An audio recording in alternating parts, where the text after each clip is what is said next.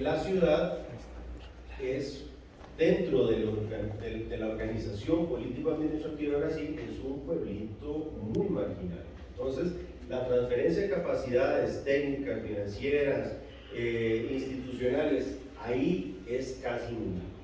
Por el contrario, en el caso de Montecaseros y Bella Unión, son dos ciudades que son cabeceras de departamento, y eso hace que tengan mejores capacidades financieras, técnicas, tienen sistemas de alerta temprana montados en las zonas, tienen características comerciales particulares, más pujantes, porque aquí hay un intercambio comercial muy fuerte. Entonces uno puede empezar ahí a desgranar cuáles son los distintos elementos que hacen que una ciudad responda mejor que otra ante la misma amenaza, y a partir de ahí empezar a trabajar. Ahí, justamente en Bella Unión, hay un caso, a propósito de lo que decía Ángel ahora antes del almuerzo, de reubicación que fue muy emblemático, porque en la zona de Bella Unión, las inundaciones se dan, no sé, unos 200 metros de la margen del río hacia adentro.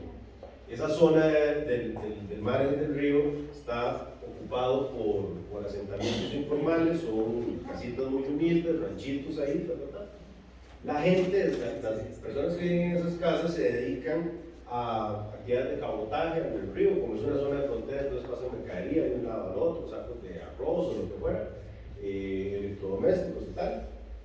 Contrabando, claramente, es una frontera, entonces no se salvan de eso.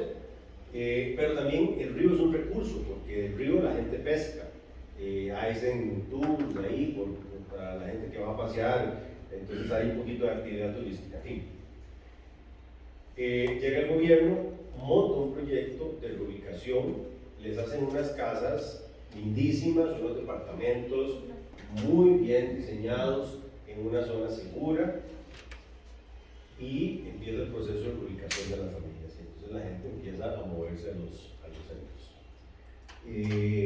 Y la gente al cabo de los meses regresa a la zona que había sido desalojada. Y eso, ahí uno se da cuenta por qué es tan cierto el dicho de que el camino al infierno está empedrado de buenas intenciones, ¿verdad? Porque uno habló con los encargados del Ministerio de Desarrollo Social en ese momento y decían, es que hicimos todo lo que el manual de reubicación nos decía. O sea, que acondicionamiento bioclimático para bajar el consumo energético, que áreas verdes, que esto, que no. Pero nos faltó tener un conocimiento más en detalle de la condición socioeconómica de las familias que se iban a reubicar. La red que había barrial comunitaria en esa zona, esos eran casas que estaban mayoritariamente jefadas por madres solteras. Entonces, para que las mujeres pudieran ir a trabajar, tenían que dejar a los chiquitos con alguien más, no tenían acceso a guardería, entonces se lo dejaban con la vecina, o con la hermana que vivía a 3 casas, había toda una red de cuidado a lo interno del barrio, que se desarmó cuando se trasladaron a la otra parte, porque entonces ya estas jefas de hogar salían del mercado laboral. Tenés una casa más bonita, pero eso implica mayores gastos, ¿verdad? Yo tengo que mantener una casa así, tengo que pagar electricidad, tengo que pagar el pasaje a los nuevos destinos, ¿verdad? A los lugares de trabajo, porque los pusieron más retirados, y que decían, bueno, no es tan lejos, pero para una familia que trabaja en el centro de la ciudad, $1 adicional de pasaje que tenga que, simplemente no lo tiene. Entonces, eso generó un impacto acumulativo que derivó en que las personas, bueno, nos devolvemos, preferimos que se inunde, cada vez que se inunde ahí vemos, pero mientras no se inunda, tenemos garantizado el cuidado, el funcionamiento de la comunidad y el acceso al mercado de trabajo. Entonces, no tenía que ver eso con amenaza, no tenía que ver, ya la modelación estaba lista, todo estaba diseñado. Es un asunto social, fundamentalmente, ¿verdad? De esa lectura que tenemos que tener y que ayuda a aprender, idealmente, a aprender de estas experiencias para no repetir esto en el futuro. Este es otro tipo de análisis comparativo que nos permite tomar medidas ante un potencial evento con distintos periodos de retorno, también saber cuáles pueden ser las zonas más afectadas en una misma localidad, que se enfrenta a una misma amenaza, solo que con periodos de intensidad distintos. Entonces podemos ver periodo de recurrencia de 2 años, de 5, de 10, ahí va hasta 1000 años y más de 1000 años. Y ahí uno puede focalizar y mejorar los procesos de planificación. También nos permite, este se hizo para el caso de análisis de sequía en Nicaragua. Se analizaron distintos, lo que ven en las líneas, en las barras rojas, son eventos del fenómeno del Niño, y lo que se hizo fue comparar el impacto de estos eventos del Niño en las mismas comunidades a lo largo de, que fueron cerca de 60 años, una cosa así. Cómo los procesos que sabemos que con cierta frecuencia impactan en el mismo lugar toman características particulares que además están condicionadas por variaciones en los regímenes de precipitación, ¿verdad? En el caso de Managua no hay aunque hay una tendencia decreciente de la precipitación, no era tan aguda como en otros departamentos o en otras zonas donde había estaciones de monitoreo con una cantidad de datos lo suficientemente buena para poder identificar tendencias. Había tendencias más pronunciadas hacia la disminución de precipitación, y entonces eso hace que ante un evento más o menos similar, y ya sabemos además que con el Niño no hay dos niños iguales, pero más o menos uno asume condiciones promedio de impacto, hay una vulnerabilidad que se va acumulando a lo largo del tiempo, y entonces hace que un evento parecido tenga o se amplifique en sus impactos conforme la vulnerabilidad se va acumulando, incrementando. Y el metaanálisis, bueno, creo que lo planteé al inicio, ¿verdad? Son métodos estadísticos que se utilizan para comparar los estudios que se hacen sobre ciertas temáticas, para identificar patrones. Es básicamente trabajo en información secundaria, en bases de datos que ya existen, en estudios que se han desarrollado, y que se hace con una cierta abordaje sistemático, ¿verdad? Ahí colaboran mucho profesionales de las ciencias de la información, ¿verdad? Bibliotecólogos que nos ayudan a utilizar ya programas que facilitan la revisión de estudios a gran escala, además, y entonces hay una experiencia muy interesante con redes de bibliotecas de universidades que con sus bases de datos permiten identificar patrones, grandes patrones de tendencias de lo que se está investigando, y sobre lo que se está investigando podemos identificar mayores detalles, pero también ver dónde hay vacíos de investigación que deberían apoyarse hacia el futuro. Entonces el metaanálisis funciona muy bien. Es esto lo que nosotros nos encontramos cuando entramos a un contexto particular del riesgo. Es un montón de información que está desperdigada por todo lado, y lo que hace el metaanálisis es que nos permite organizarla, a sacarle el mejor provecho y ahorrar recursos, ¿verdad? Porque nos evita al final de cuentas invertir en cosas que ya se han desarrollado previamente. Entonces, esos son los 4 enfoques que se utilizan en la metodología, que ustedes pueden ver en la metodología. En el documento, ustedes van a ver que hay preguntas guía. Cada sección, los autores han hecho una lista de preguntas que ayudan, no tienen que contestarse todas, pero ayudan a guiar la indagación según cada uno de los enfoques. Entonces, el método en eso es muy amigable, porque uno va respondiendo las preguntas, o sea, las utiliza como guía de discusión dentro de los equipos de investigación, y ahí se van respondiendo y se va llenando digamos, los vacíos. En el caso de Jamaica, como les contaba, se utilizaron dos estudios, dos casos concretos, uno en Montego Bay y otro en Kingston. Montego Bay con inundaciones, Kingston con amenaza sísmica. En el caso de Kingston se hizo una combinación de metaanálisis porque se sabe que hay crónicas desde la época colonial donde hay registros de sismos que afectaron la zona donde actualmente está Kingston. Se sabe que está por ahí, pero no se ha sistematizado, no se ha metido en bases de datos. Y sobre esos resultados del metaanálisis, lo que están haciendo los colegas allá es generando escenarios de amenaza sísmica que podrían convertirse o podrían darse en el futuro. Eso lo están haciendo entre la Oficina de Protección Civil allá y el Servicio Geológico y unos colegas de la universidad, de la Facultad de Historia, que están ayudando con toda esta recopilación de las crónicas y identificándolos. Entonces ahí hay una combinación de metaanálisis con generación de escenarios, ¿verdad? Construcción de escenarios.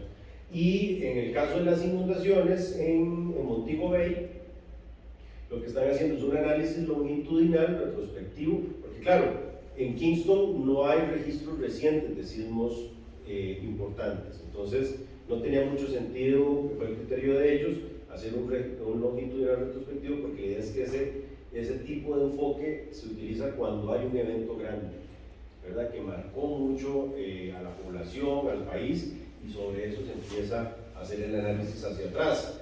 En el caso de las inundaciones, sí se hace un análisis longitudinal retrospectivo con las inundaciones que hubo en 2017, me parece, que fueron muy severas, identificando cuáles fueron los potenciales procesos que explican por qué se inundó de esa forma.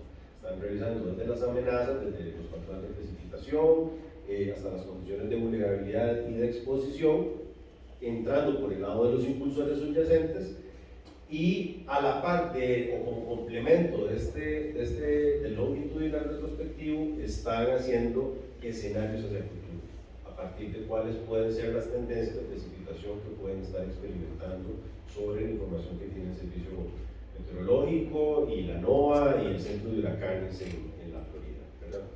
Entonces,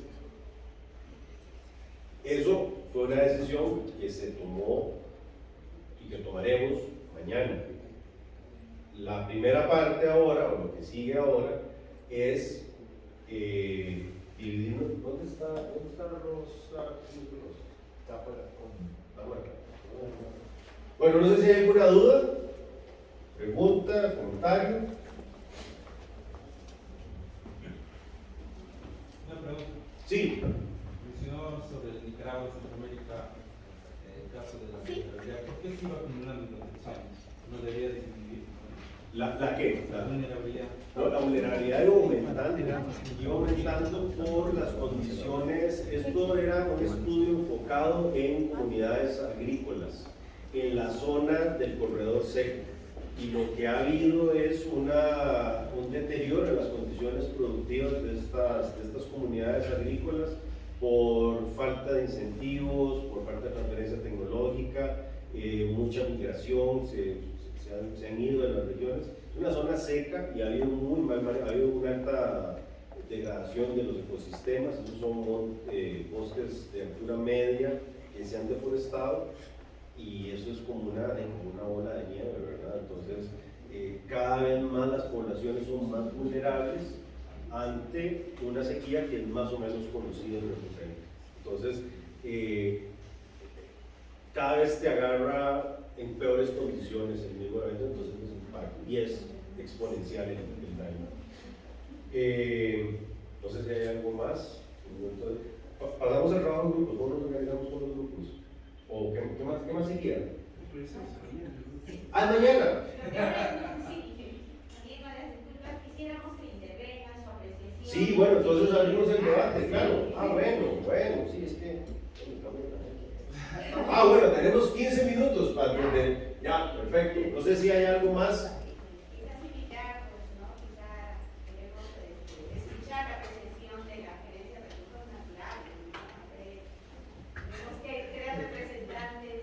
quizás si hay algo de esto que ustedes dicen esto se ha hecho antes o se ha intentado hacer, ¿verdad? Así en borrador, ya mañana nos sentamos con el lápiz afinado. Pero... ideas sueltas, ¿no? Que mañana van a tomar fuerza. Sí. Somos el hijo a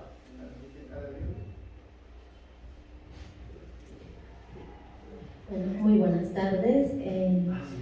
Si bien es cierto, en el tema de lo que es gestión de riesgos, tenemos políticas, tenemos planes, y dentro de estos instrumentos contamos con muchas acciones. Sin embargo, aquí en la región, y seguramente que a nivel nacional, es un proceso que va lento, ¿no? Entonces, sobre todo en cuestión de la participación de la población. Cuando en estas políticas indican que hay que capacitar, hay que preparar a la gente, y la respuesta no es la esperada, ¿no? Por ejemplo, ahora vemos también que muchos que no están en la mañana no están porque, siendo un evento que nos atañe, que nos concierne a nosotros, todos deberíamos estar aquí con las pilas bien puestas para poder responder a lo que vienen presentando ustedes. Muchas gracias. Muchas gracias. Sí, Rosita. Yo sé que acá hay muchas actividades. Si quieren, vamos a empezar quizá con los representantes de los guías. Esa presentación. Sí, porque hemos dicho que ideas sueltas que mañana van a tomar la inversión va a ser acá. Sí, para. No se acostumbren al asiento, ¿ah? Gracias. Bien, bueno, mi nombre es Jesús Aguirre, soy representante de la Asociación Regional de Guías y Gestores del Turismo. En el caso de nosotros, el turismo, por ejemplo, es una actividad en la cual nuestra misma profesión ya atañe a una investigación, no solamente de la ciudad de Huaraz, sino de diferentes aspectos históricos, ¿ya? Y esta investigación, muchos lo hemos hecho, en el caso de mi persona, hemos llegado a unas investigaciones hasta desde la llegada de los españoles, que los cronistas recién han comenzado a escribir la verdadera, no la verdadera, sino han comenzado a escribir lo que ellos llegaban, lo que ellos veían, los desastres que hubo. Ya hemos visto toda la lista de desastres que nos han presentado, los de INAGEI, el señor ingeniero de Lana también, y nosotros coincidimos con el hecho de que ese tipo de desastres consecuentemente vienen a lo largo de la historia ocurriendo en diferentes zonas del callejón de Huaylas, pero casi la gran mayoría de ellos, las catástrofes más grandes, con mayor cantidad de muertos en unos solos sitios, siempre ha sido consecuencia de los deslizamientos de algunas lagunas o de glaciares de la cordillera blanca. En el caso de Huaraz, la parte más afectada fue el terremoto de 1970, mejor dicho, la ciudad fue afectada por el terremoto de 1970, en su gran mayoría. A raíz de ese terremoto, tengo conocimiento de que salió una ley en la cual se prohibía la construcción de edificios de más de 4 pisos en la ciudad. Una ley que no se cumple. Es una ley que no se cumple. Y justamente coincido con la ingeniera de que las personas que deberían estar acá, no son las más interesadas, ojo, son las que deberían de dar las soluciones, no están. Y es una lástima, pero espero que el día de mañana estén acá. Porque ese es un tema que nos atañe a todos, no solamente a nosotros como parte turística, sino también a ustedes que nos atañe bastante. La ciudad de Huaraz ha explosionado prácticamente en su población sin control. Las áreas de nuestro río Quicay, que es el que nos divide, ya se supone que es 50 metros a la ribera de ambos lados, es una zona que tiene que estar deshabitada. Es una franja de seguridad, pero no se mantiene. Hay casas, construcciones, hasta hay construcciones de 3, 4 pisos todavía de material noble. Y la gente se molesta cuando le dicen, oye, tienes que retirarte porque mira, el río está a 1 metro, estás socavando tus cimientos y te va a llevar a tu casa. La gente se molesta. Ya, recién este año que lo sido, la catástrofe que hubo, la crecida del río Quicay, el año pasado hubo una crecida fuerte del río Quicay. Ahí recién como que algunos se pusieron las pilas para poder hacer algo, pero no se puede lograr esto. ¿Por qué? Porque la población, la mayoría de la población de Huaraz de todo el callejón de Huaraz, porque en la actualidad, bueno, yo he nacido en Huaraz, he crecido acá, he estado casi hasta los 40 años, y de ahí estoy viviendo en la ciudad de Caraz. Estoy viendo que la mayoría de la población, y eso lo voy a extrapolar a la gente del Perú, la mayoría de la población trata de sacarle la vuelta a la ley. Porque cuando piden un permiso de construcción de una casa de 2 pisos, mientras la municipalidad le responde, ellos ya construyeron 4 pisos.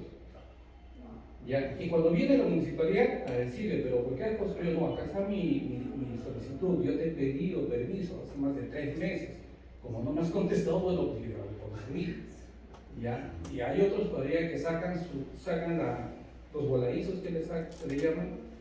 Está en este sentido, pero parece una pirámide invertida, porque cada piso va creciendo más hacia adelante. O sea, son cosas que las autoridades son las que tienen que hacer valer las leyes, porque existen las leyes, existen acá las leyes, los reglamentos de construcción, pero es un saludo a la bandera prácticamente.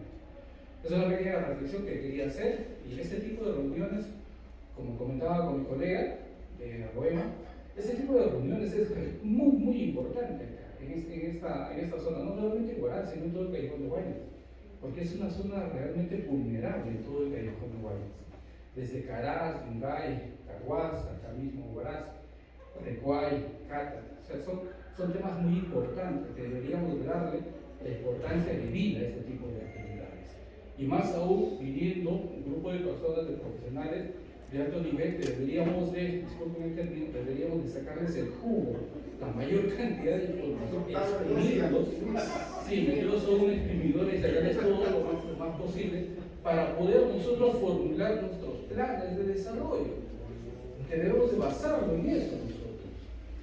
¿Qué mejor que vienen del exterior con la experiencia que ya tienen ellos, más nuestra propia experiencia que nosotros tenemos acá, que es invaluable? Juntar esas dos experiencias y sacar planes de desarrollo de nuestras ciudades, manejo de cuencas, manejo de glaciares. Ya el ingeniero de Lana nos ha hecho ver en sus diapositivas que hay muchas lagunas que están en peligro y simplemente no se les da el tratamiento debido. Nosotros que somos bien vamos andando en las lagunas, en los nevados, en los glaciares, y todos los años vamos viendo lo mismo: desidia, desinterencia de las autoridades, bloques de hielo que están ya en peligro de caerse, pero nadie, uno viene y dice algo, bueno, sí, oye, qué bonito, lo apuntan y se olvidaron del asunto. Lamentablemente no debe ser así. Es un pequeño jalón de orejas para todos nosotros, y como les digo, ojalá que esto nos una más. En vez de desunirnos, hay que unirnos más. ¿Ya? Eso hay que dejar de lado esos egoísmos de instituciones que dicen, no, ese es de INAGEIM, así que yo no me junto con él. En el caso de los guías, por ejemplo, hay grupos que dicen, no, como ese es de la casa de guías, no me junto con ellos. Yo soy de otra asociación. Eso deberíamos de descartar. Eso era todo. Muchísimas gracias. Debemos recordar que la gestión de riesgo es un proceso social. Mi propósito es proteger y salvar vidas. Y en eso estamos todos. Queremos invitar a un representante de nuestra primera casa superior de estudios, la UNASAM. ¿Quién viene para acá? Quiso venir a la santa. No se peleen, por favor, yo veo que se están peleando.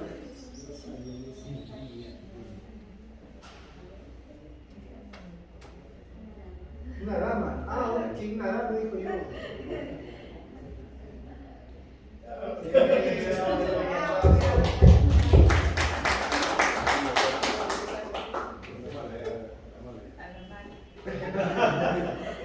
Eso se llama la democracia.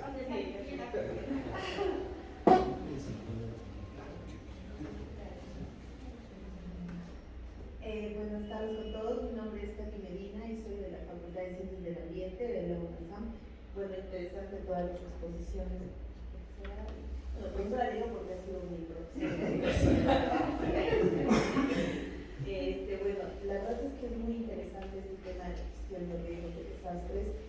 Tuve la oportunidad de trabajar un tiempo en la dirección de investigación en glaciares, y sí, todo lo que han expuesto en la mañana los especialistas es cierto, ¿no? El tema de que hay lagunas que están formándose a raíz de retroceso glacial y porque son tal vez y tienen que investigarse para poder estar preparados, ¿no? Ante situaciones que se pueden presentar. consultar, ¿no?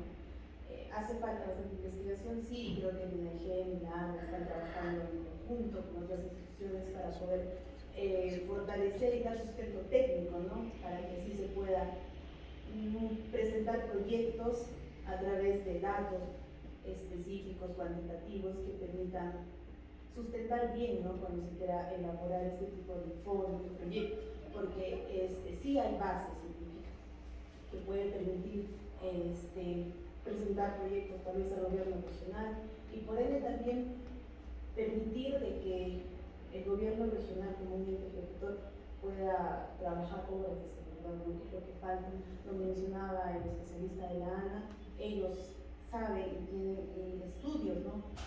Que demuestran de que es importante la construcción de diques o reforzar, o, no sé, nuevos diques, etc. Entonces es importante que los gobiernos no tomen conciencia de esto, los tomadores de decisión, ¿no?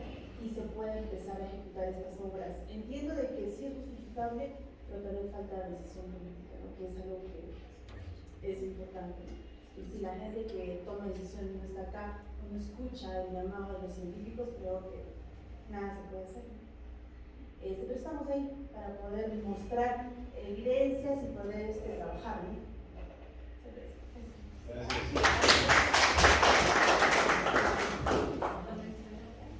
Le tiraron la pelota a INAGEM. Ahora hay como tantos representantes de INAGEM que no se peleen. Ahora no podemos decir una dama, pero los ganas no nos faltan. Pueden contar también alguna experiencia que podamos los facilitadores conocer de algo que se esté haciendo para usarlo también en nuestro en el proceso de retroalimentación. Pero no sé, igual siempre digo, no sé qué ley. ¿Pueden levantar la mano lo de INAGEM? Vale, quiero Juan Carlos, 1, 2, ahí hay 2. ¿Dos nada más? 1, 2, 3, 4. Bueno, el querido Juan Carlos, debe ser ponente. Yadira, ¿quién es Yadira? ¿Quién es Yadira? No, yo decido, Yadira, por favor. Como digo, reflexionar, comentar sobre la metodología o también contar un caso de algo que sería importante que todos sepamos para este proceso que vamos a continuar mañana. Por favor, Yadira. Bueno, buenas tardes. Sí, muy interesante lo que nos han presentado y tenido las experiencias o los estudios que están trabajando tanto en el INEGEM como en el ANA, ¿no? Como ya lo ha mencionado el instituto, perdón, lo ha mencionado el ingeniero Juan Carlos en la mañana, el INEGEM está trabajando en el inventario de glaciares y de lagunas a fin de identificar las nuevas lagunas que tras unos procesos o estudios tal vez no van a ser determinadas como peligrosas o no peligrosas, pero se está trabajando en eso y también identificando los procesos que son los primeros potenciales que ellos han mencionado. Eso básicamente, y quiero recalcar o como que compartir la misma opinión que nos dio el señor que representa a los operadores políticos, que las instituciones, perdón, los guías, perdón. Pues ya pronto lo lanzamos.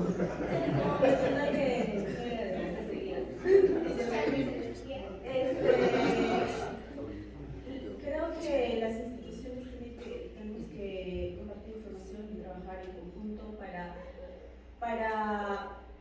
desarrollar mejor las técnicas. No estaba hablando mucho de la metadata y eso es lo que ocurre. Creo que hay muchos estudios en ANCASH, ya sea de instituciones como el ANO, como el INEGEM, sino también en las propias municipalidades que tienen sus áreas de gestión de riesgo, que desarrollan estudios específicos de sus zonas, pero que no todos lo conocen.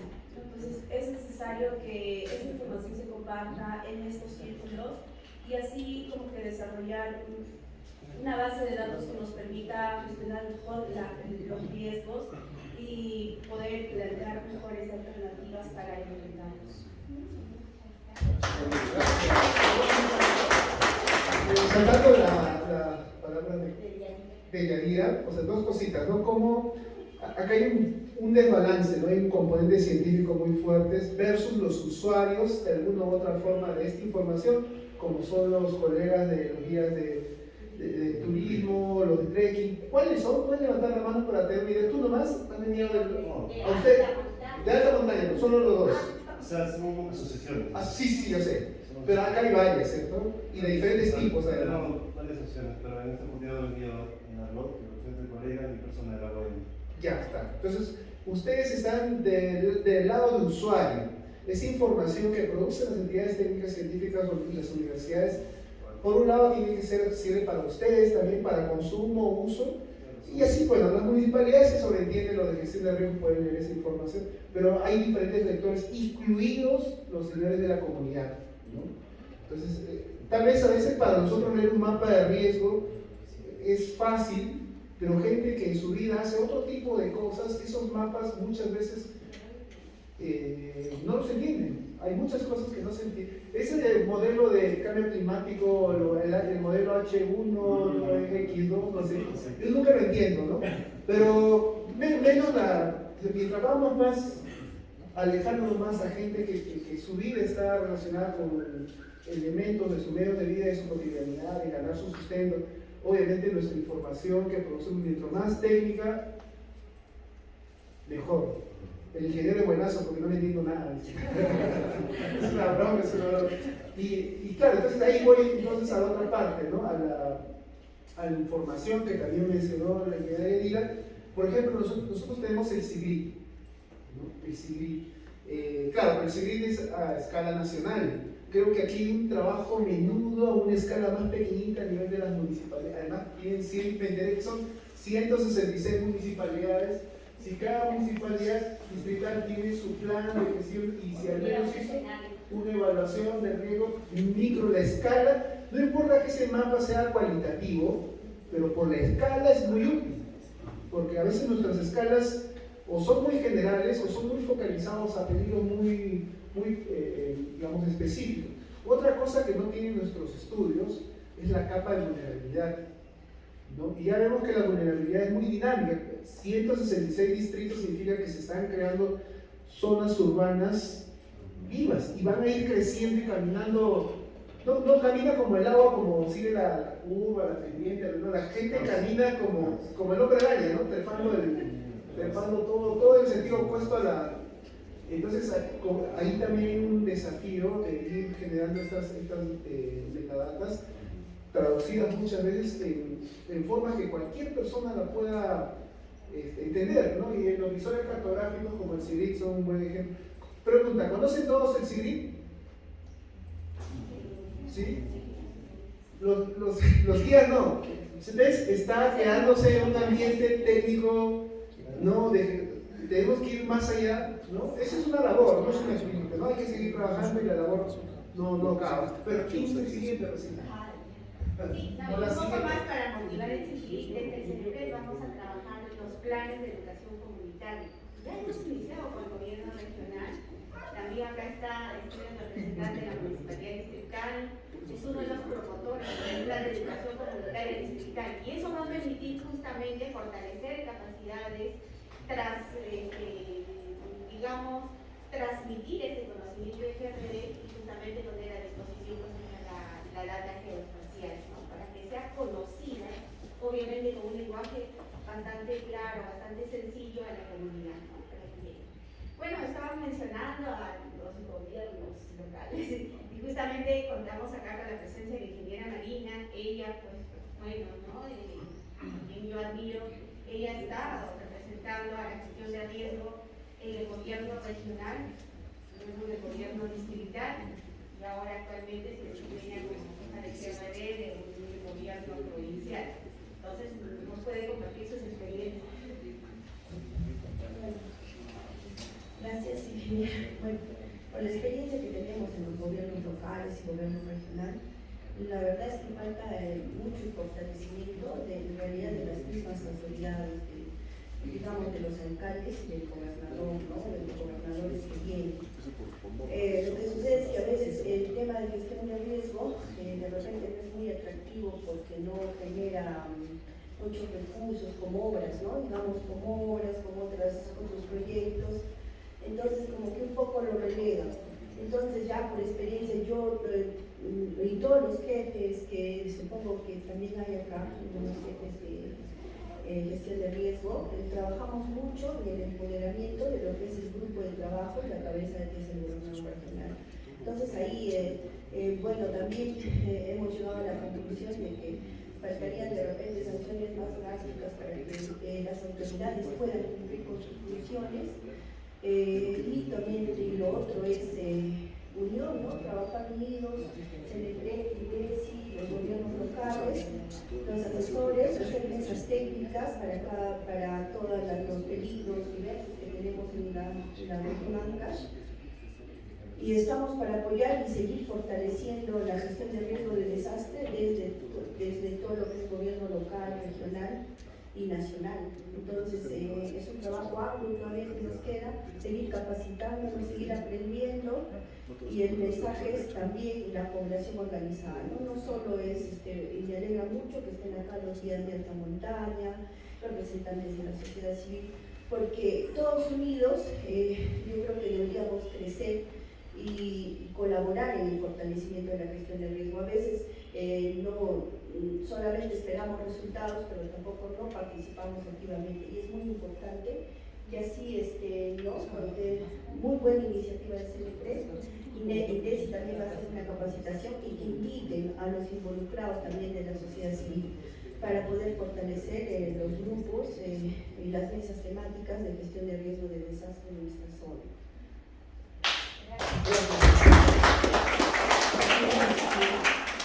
Yo voy a mencionar las entidades. Tenemos CENAMI, tenemos la Municipalidad de Independencia, tenemos a Lincetur, tenemos CARE. No hemos tenido todavía participación de la parte privada. Quizás Jenny, a ver, Jenny, la experiencia de CARE, ¿cómo está sumando? Si bien es cierto, no el riesgo asociado a glaciares, pero ya se está sumando a la gestión de riesgo en un caso emblemático, ¿no? En nuestro centro arqueológico. Buenas tardes. Soy Jenny, soy la especialista en seguridad del proyecto de POGEL.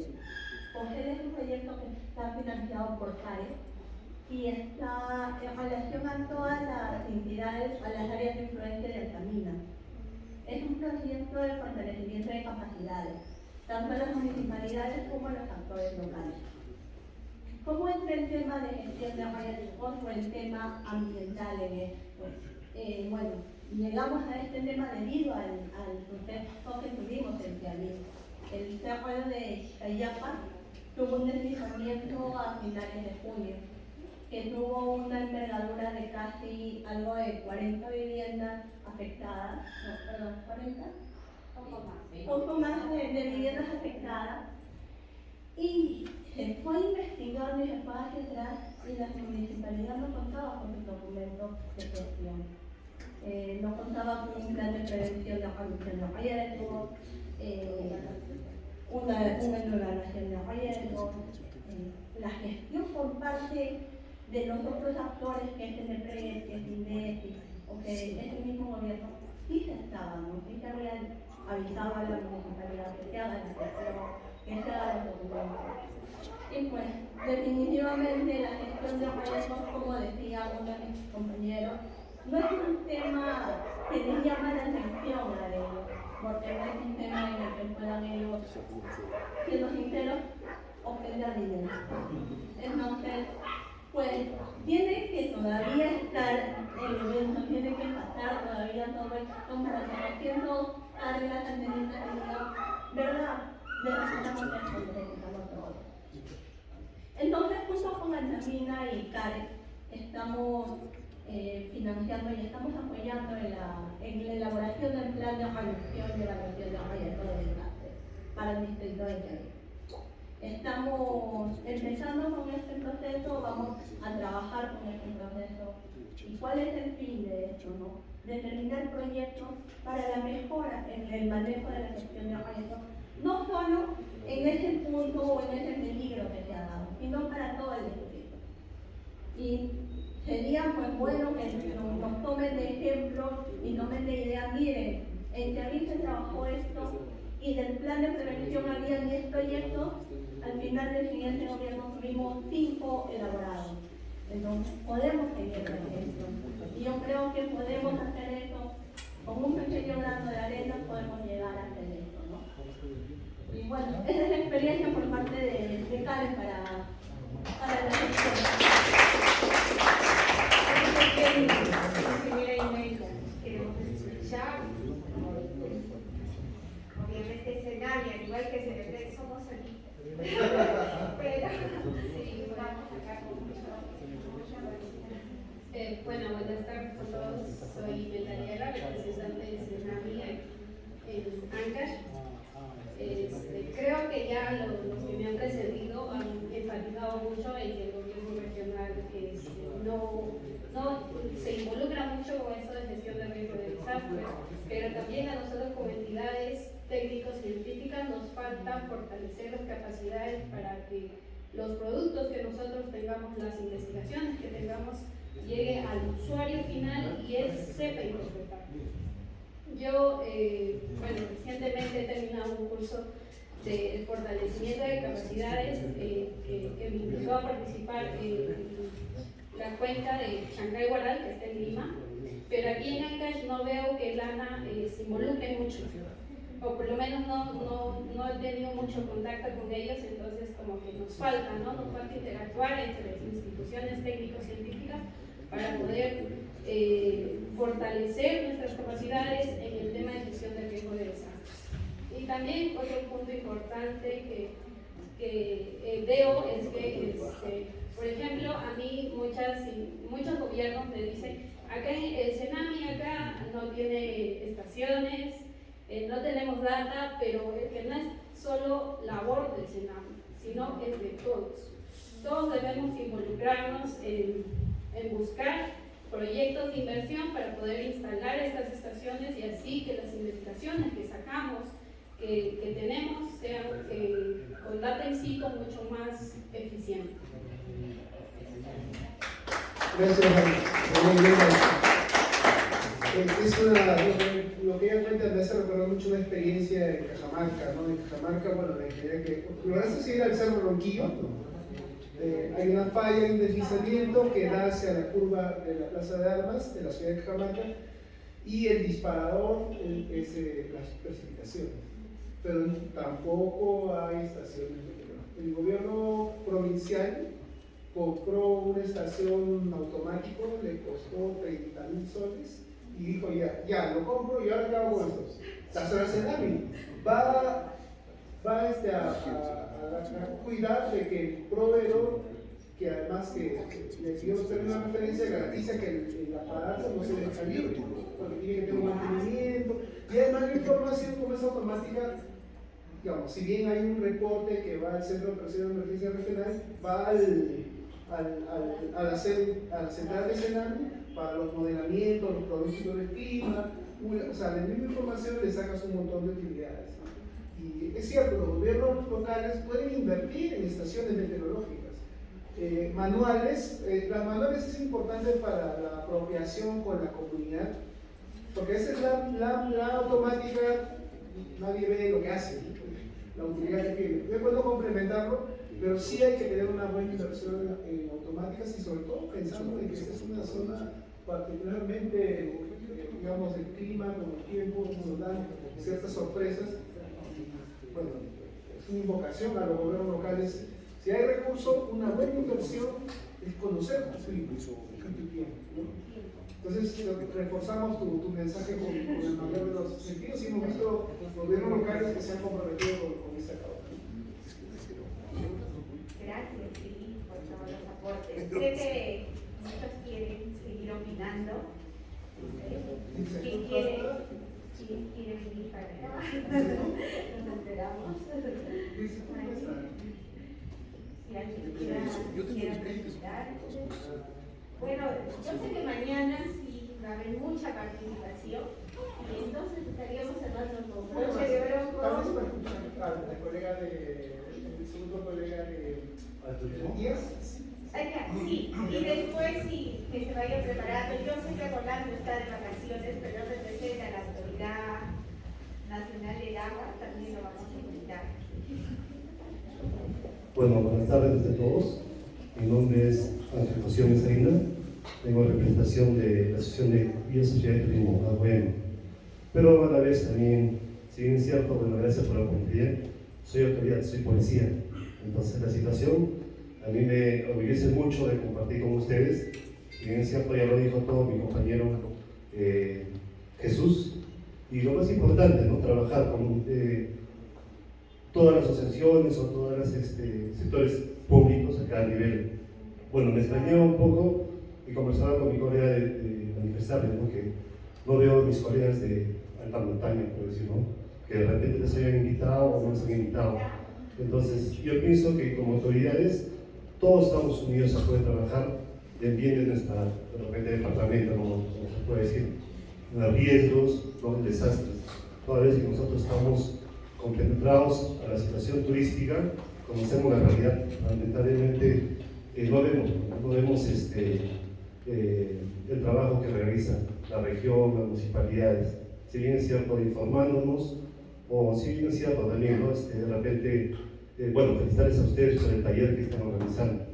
Entonces, eso a nosotros nos alimenta mucho y como autoridades transmitir nosotros a la población o a los turistas, ¿no? Porque si bien es cierto, turista que llega acá a Ancash desconoce, si bien es cierto, le decía Jesús, cielo serrano, no conocemos, nosotros sabemos, como serranos conocemos nuestro clima, pero los turistas no conocen. Pues nuestro amigo de repente, ¿no? que viene del exterior, escucha un trueno, un relámpago, ¿no? De repente, ¿en qué estación estamos? ¿No? Pues es eso. Y muchas gracias por participar y por la invitación. Gracias.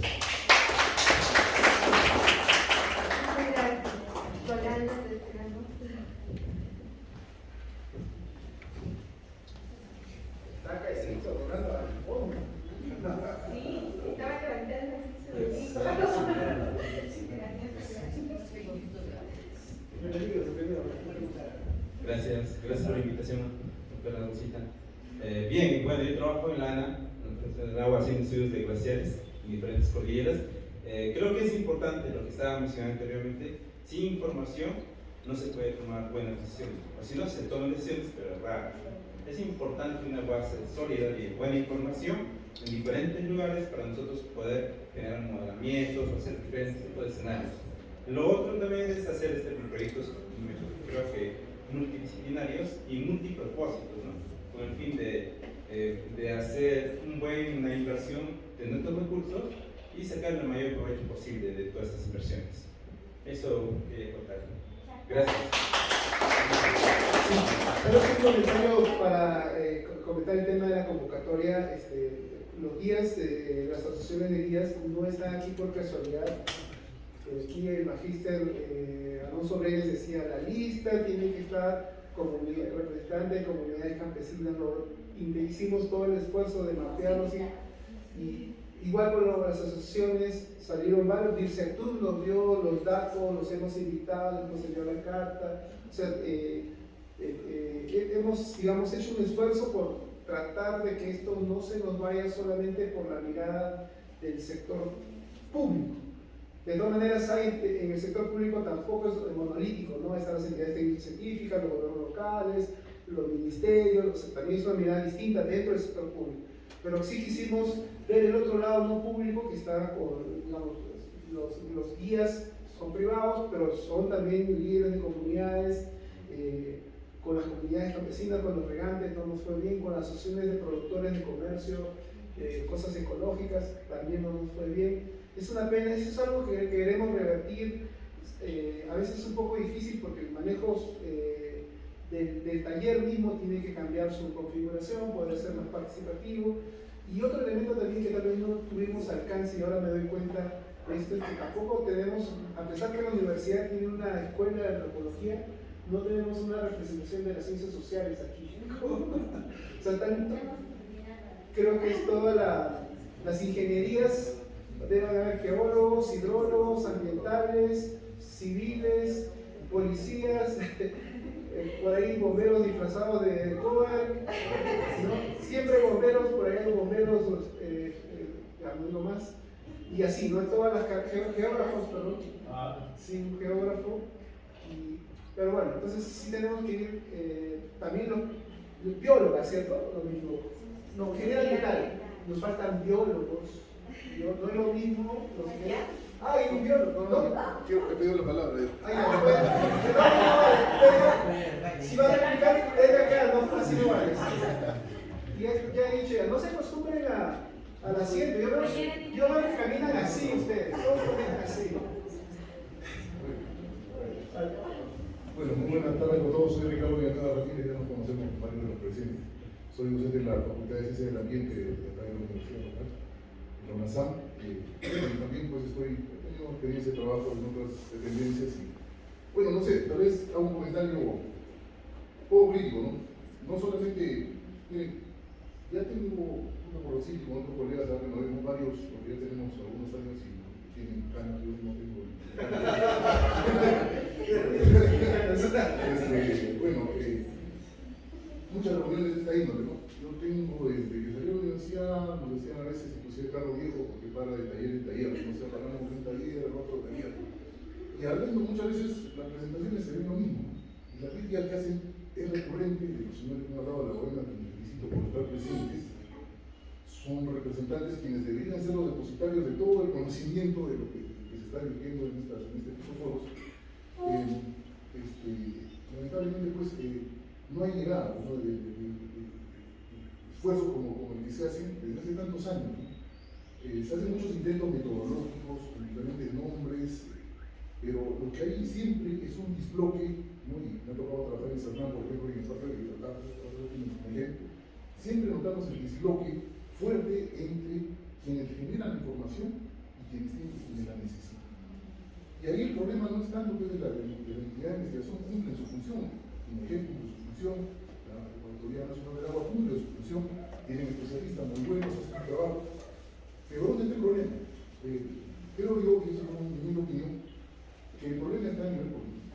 Lamentablemente, pues, quienes toman decisiones, y todos hemos hablado acá pues, de Huaraz, de Lima, de Chimbote, de todas las grandes ciudades del Perú, cómo están creciendo. Huaraz, que todos conocemos, esta zona, han hablado del río, que hace poco hice un trabajo de investigación justo hablando de la zona de crecimiento urbano, y con fotografías aéreas de los años 40, hemos identificado pues, que el cauce del río ha sido completamente invadido. Chalma, la mitad del río, o sea, la mitad del cauce del río ha sido tomado por el mercado, por población que tiene edificios y nadie hace absolutamente nada.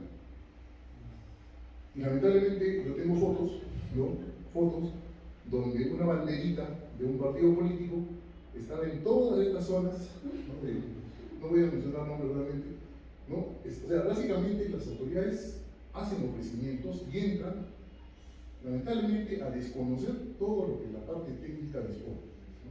Entonces ahí viene un choque. El técnico, el especialista puede proponer, puede decir, sabe que esta es la zona de peligro, esta zona no debe construirse acá, hay un montón de criterios. Dicen que falta información, y eso no creo que no es tan cierto. La cuenca del Santa es una de las más estudiadas del Perú, ¿no?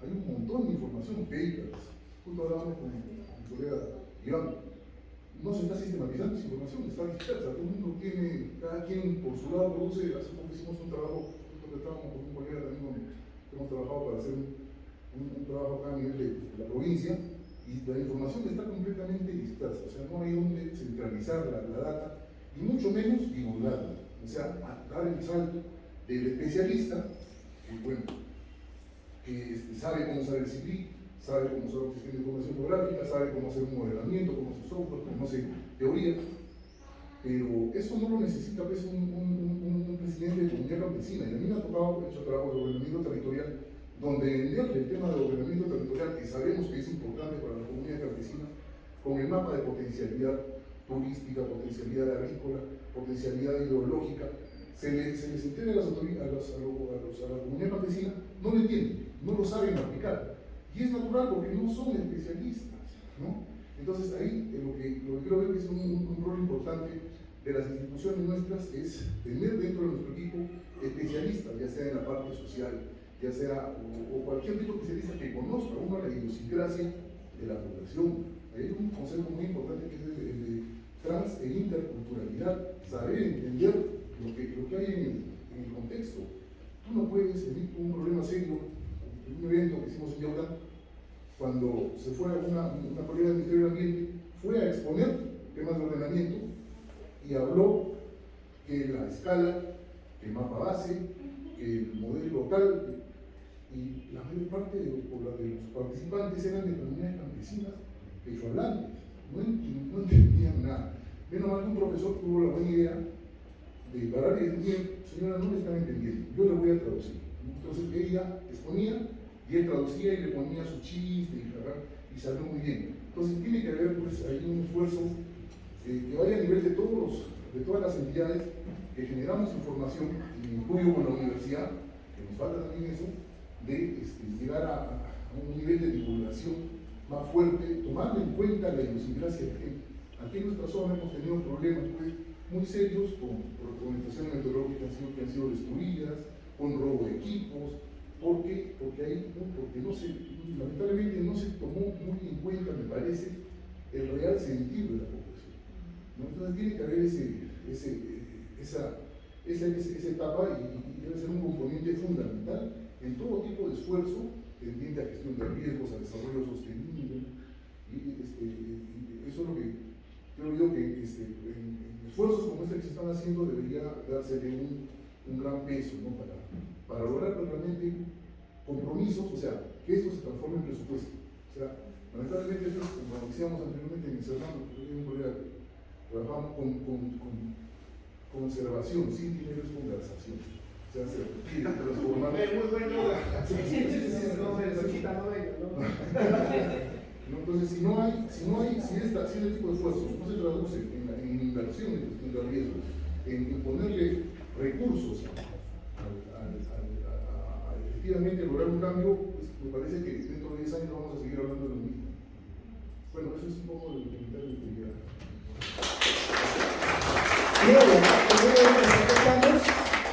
Hay que ser autocríticos y hay que ser duros con las ideas, ¿no? Con las ideas. Nosotros como compañeros de más, nosotros como compañeros de estamos en una institución, después vamos a la otra. O sea, somos personas y sabemos también cómo a veces funciona el Estado, funcionan las instituciones y también cómo funciona nuestra población, ¿no? Es muy diverso, muy complejo. Son cosas que tenemos que seguir bregando, luchando por avanzar en los cambios, porque tenemos muchas debilidades. Ahora viene el cambio de gestión, rotación muy alta de personal, hay que reempezar de nuevo, todos los esfuerzos siempre